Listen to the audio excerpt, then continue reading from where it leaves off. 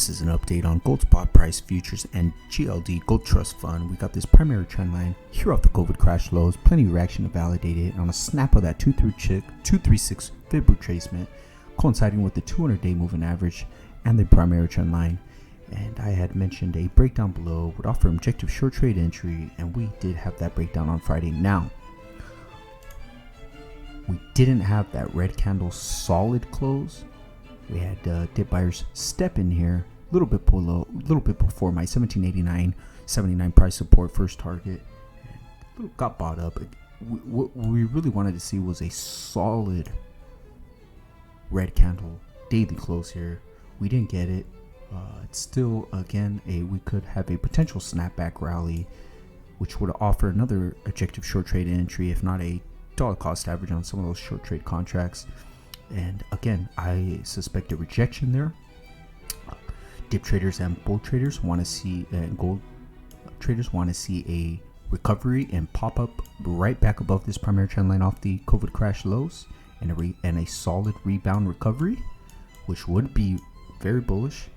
And we want to see short traders want to see a back test of this primary trend line and an ultimate takeout of the 1789.79 price support, which would burn off any potential positive divergences if there ever was going to be one. We'll zoom in here on the 60-minute chart here, and really what we have is a divergent low. We've got this divergent low with potential and or already positive divergences here on the RSI, with already a crossover here on the MACD and oscillator. So this is what you have to respect here. We could see recovery, but again, if we come back down like we had mentioned on that daily interval time frame chart, we will burn out these divergences entirely because they're so close to the previous lows there, and we'll take them out. We'll burn them out, and that's exactly where I'd suspect a big move down if we get it. We got that GLD spot gold. We got this gold trust fund here, primary trend line here off the 2018 lows of October. Plenty of reaction to validate it.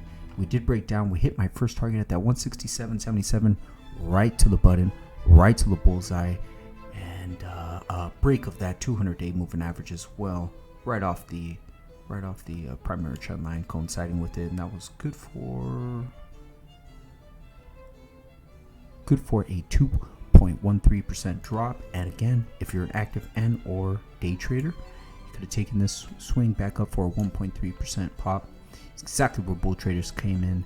And I'll zoom in here again on the hourly. We got this bullish falling looking wedge here, pretty well defined, with a divergent low here, positive and bullish divergence here on all three indicators really. And this is what you want to see. You want to see a breakout on Monday right back above. Once we get that breakout on solid green candle gain here, then I believe, and especially if we again recover the primary trend line. Once we recover the trend line coinciding with the 50 hourly moving average, it's time to scale out of this short trade, and again, maybe gun for this 173, if not the top of this gap here or the top of this previous gap for objective short trade entry. Many gaps all over the place, and again, a ton of resistance up above. So we'll see how this plans out. If there's anything new that I catch or I see of any significant development, I'll keep you updated. Hit that like and subscribe button.